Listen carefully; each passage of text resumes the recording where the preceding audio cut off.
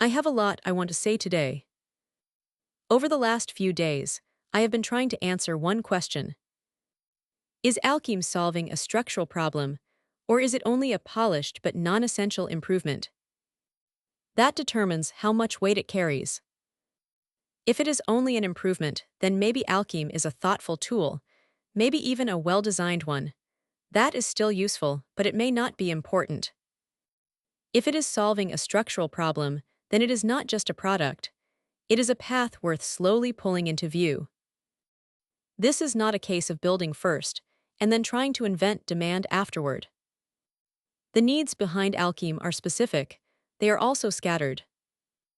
They come from years of using social media, community tools, and collaboration tools, and repeatedly feeling that something important was missing.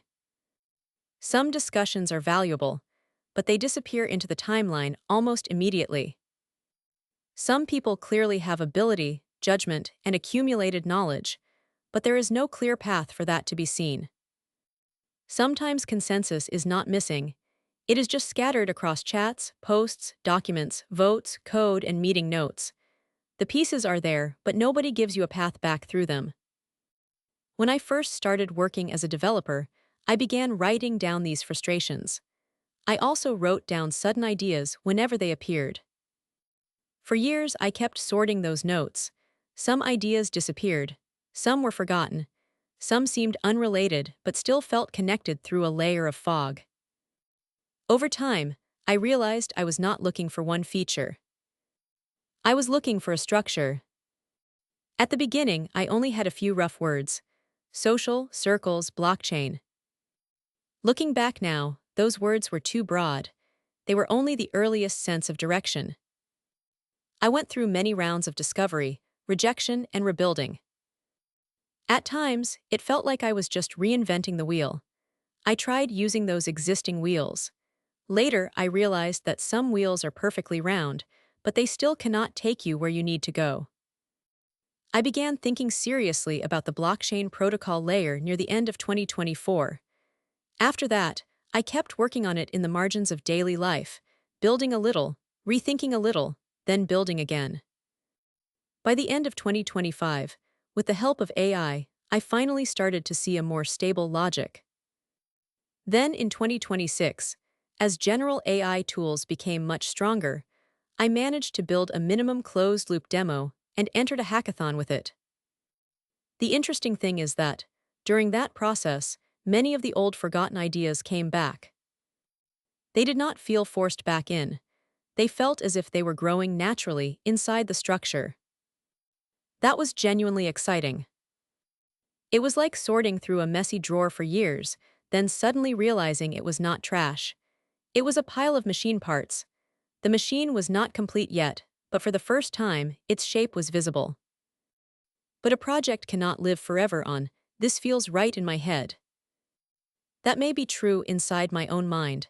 It is not yet true in the market. A project has to survive cold start.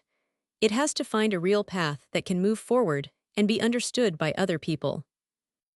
It cannot begin by trying to become its final, complete form. The final vision matters, but the project has to learn to walk before it talks about running. What I am doing now is pulling the abstract parts into reality. I am no longer only asking whether the structure makes sense in my head. I am looking at who actually needs it, who would try it, and where the first real path should begin. Right now, I increasingly think DAOs are the first kind of community Alcheme should seriously approach. DAOs place many of Alcheme's problems in settings where money, governance, contribution, and responsibility are already at stake. That makes the problems more concentrated and harder to ignore. In the assessment I just finished, I organized 12 possible problems Alcheme may solve. I was trying to confirm whether these were actual needs, and which were only marginal improvements versus structural opportunities. After sorting them, I think the first stage should focus on these problems. First, valuable discussions rarely become reusable knowledge. Communities do not lack messages. They lack a way to preserve the judgments, materials, and consensus that actually matter. Second, once a community grows, context breaks. Newcomers search, scroll, and ask longtime members the same questions. Longtime members end up explaining the same history again and again. Third, in chain-native communities, identity, discussion, governance, and contribution records are often split apart. The wallet is in one place. The forum is somewhere else. Discord or Telegram is somewhere else. Voting and proposals may live in another system entirely. Fourth, contributions and judgments often lack an evidence trail. Who raised the important question? Who brought the useful material? Who changed the draft? Who moved the group toward the final consensus? Too often, that path is hard to see later. Fifth, governance often lacks traceable reasoning. Many communities keep the final result, but not enough of the reasoning around it. What evidence mattered, which options were rejected, and who stood behind which judgment? Sixth, AI will participate more and more in community operations, but it needs boundaries. It can summarize, organize, remind, and suggest. It must not pass model output off as community consensus. Taken together, these problems do not point to a louder community tool. They point to a deeper path, turning community work from scattered information flow into reviewable knowledge, traceable contribution, and reusable context. That is why I am looking at DAOs again. I should admit something here. I used to have a bias against the Web3 world. The first bias was that Web3 often felt trapped in extreme narratives. The real technical value of blockchain could easily get buried under fantasies of wealth. At the time, I looked down on it a little. I do not see it that simply anymore. Many technologies in human history were not pushed forward by pure reason. Incentives make people commit resources. Narratives make people gather. It is not always pretty, but it can be powerful. Without crypto's strong incentives, capital formation, and narrative energy, blockchain infrastructure might not have developed as far as it has. That may not sound elegant, but it is hard to deny. History often moves through a strange mix of dreamers, pulled by ideals, and dreamers pulled by desire. What finally lands is usually not exactly what either side first imagined. My second bias was that Web3's public narratives often seemed too comfortable with totalizing or high-intensity language. The builders in this space can create genuinely elegant technology. From cryptography to mechanism design, governance models, and protocol interfaces, the work can be impressive. At the same time, some of the goals attached to that technology sometimes confused me. I do not think in that simple way anymore. I have learned not to lock my own bias in place too early. Sometimes the next useful move is a U-turn. Many dreams look extreme at the beginning. The important question is not whether the dream is pure enough. The important question is whether it can be pulled down from the sky and made useful on the ground. And now I am more willing to believe that the people seriously practicing DAOs are not blind to these problems. They are working inside them. Governance, delegation, treasury, legal boundaries, contribution records, community coordination. None of that can be solved by a slogan. That is how I see DAOs now. They are a powerful dream, and they have already touched something real about the future. The basic idea of a DAO is powerful. A group of people coordinates through on-chain rules, shared assets, governance processes, and verifiable execution mechanisms. What attracts me is not just the technical form. It is the way DAOs reopen a very old question. How can strangers act toward a shared goal without handing all trust to a central authority? This is only an organizational analogy, not a historical equivalence.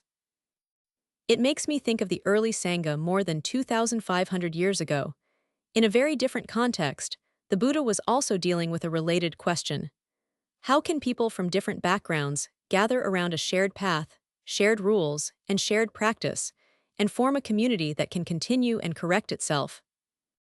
So DAOs are not raising a brand new problem from nowhere. They are taking an old problem of human coordination and putting it back on the table through a new technical form. I do not mean this as a rejection of DAOs.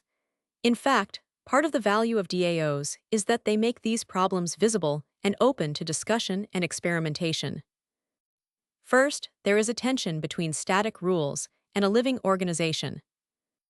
The technical framework of a DAO is good at making certain rules explicit.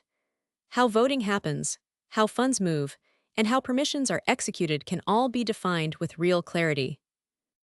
But an organization is not a configuration file. People change. Conditions change. Goals change. The hard part is whether the system can keep correcting itself when reality moves away from the original rule design. Running an organization only through rules is a little like raising a child only through an instruction manual. The manual can help, but it will not wake up for you at midnight. Second, there is a tension between economic incentives and shared community identity. A treasury is powerful. Shared assets can close the loop of a system. Bitcoin already showed that economic incentives can coordinate strangers around the same network. But people who come for incentives may also leave for incentives.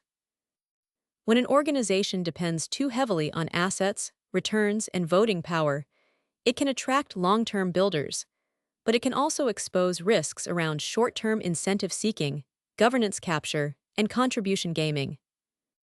That is not a moral accusation. It is a natural consequence of the incentive structure. Third, there is a tension between on-chain order and real-world responsibility. On-chain rules are clean. The real world is messier and higher context. You can define voting, permissions, fund flows, and execution conditions on-chain. But people still live inside law, contracts, tax, labor, responsibility, and real-world trust. Many DAOs use on-chain execution, transparent records, and software-based governance, while still having to face contracts, tax, labor, responsibility, and legal boundaries. The direction is fascinating. The hard part is the boundary between them. Fourth, there is a tension between open governance and effective action. The goal is to let more people participate, while still making high-quality decisions. Delegation is necessary, but power capture remains a risk. Everyone should have a voice, but real contributors also need meaningful weight. These tensions are not unique to DAOs. Human organizations have always had them. DAOs simply make them more transparent, more programmable, and easier to see. And I believe the people seriously building in this space are doing real work on these problems. It just takes more than a slogan. It takes tools, governance, legal structure, and community practice over time. Because of these problems, DAOs are valuable for Alcheme. They are not perfect. That is exactly why the real problems become easier to see. Alcheme does not need to be trapped by the label of becoming a DAO tool. Names can become cages. I care more about the substance behind DAOs. How a group works toward a shared goal, how the process of discussion is preserved, how later participants understand the reasoning, and how contribution, governance, knowledge, and identity can stay on a traceable path. I also care about where AI belongs in this structure. It can organize, summarize, remind, and surface weak signals. It should not quietly replace human judgment. From this angle, Alcheme is not looking for a generic community. It is looking for communities where discussion has real consequences. Web3 protocol communities, DAO governance communities, on-chain application ecosystems, grant and public goods communities, crypto-native developer communities. In these places, discussion is not disposable chatter.